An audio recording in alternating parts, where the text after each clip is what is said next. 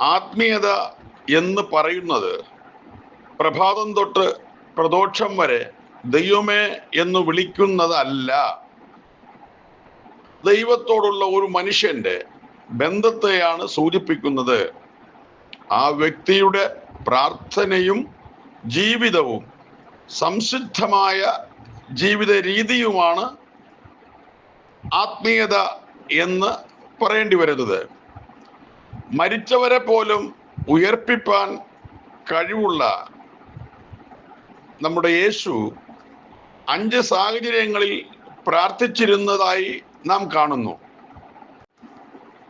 യേശു അതിരാവിലെ എഴുന്നേറ്റ് ഇരുട്ടുള്ളപ്പോൾ തന്നെ നിർജ്ജനമായ ഒരു സ്ഥലത്ത് ചെന്ന് പ്രാർത്ഥിച്ചിരുന്നു. മർക്കോസിന്റെ സുവിശേഷം 1-ാം അധ്യായത്തിന്റെ 35-ാം വാക്യത്തിൽ നമുക്ക് കാണാം. 2, ഒത്തിരി തിരക്കുള്ളപ്പോഴും സമയം കണ്ടെത്തി വേറിട്ടിരുന്നു പ്രാർത്ഥനയിൽ സമയം ചിലവഴിച്ചിരുന്നു. നമുക്ക് ധാരാളം തിരക്കുള്ളപ്പോൾ നാം ഒഴിവാക്കുന്നത് ഭക്ഷണമല്ല, പിന്നെയോ പ്രാർത്ഥനയാണ്. എത്ര തിരക്കുണ്ടെങ്കിലും പ്രാർത്ഥിക്കുവാൻ സമയം കണ്ടെത്തുന്നവർ ജീവിതത്തിൽ അനുഗ്രഹിക്കപ്പെടും. 3, സന്തോഷത്തിലും സന്താപത്തിലും യേശു പ്രാർത്ഥിച്ചു.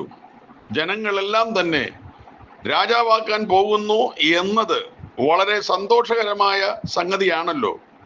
അപ്പോഴും താൻ തൻ്റെ നിയോഗം തിരിച്ചറിഞ്ഞ് ദൈവസന്നിധിയിൽ മുഴങ്കാൽ മടക്കി. തനിക്ക് വിഷമം നേരിട്ടപ്പോഴും താൻ പ്രാർത്ഥനയിൽ സമയം ചിലവഴിച്ചു.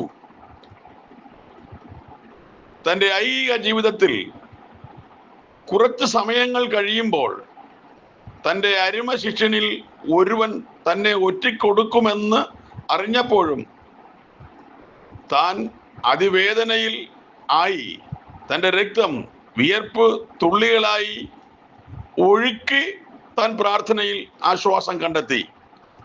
5, യേശു ഏത് കാര്യം ചെയ്യുന്നതിനും മുൻപും പ്രാർത്ഥിച്ചു പോന്നു. 5 അപ്പവും 2 മീനും എടുത്തുയർത്തി പ്രാർത്ഥിച്ചു. അപ്പോൾ അത്ഭുതങ്ങളെ കാണുവാൻ സാധിച്ചു. 1 ദിനവൃത്താന്തം 4 അധ്യായത്തിന്റെ 10-ാം വാക്യത്തിൽ മനോഹരമായ ഒരു പ്രാർത്ഥന കാണുന്നു.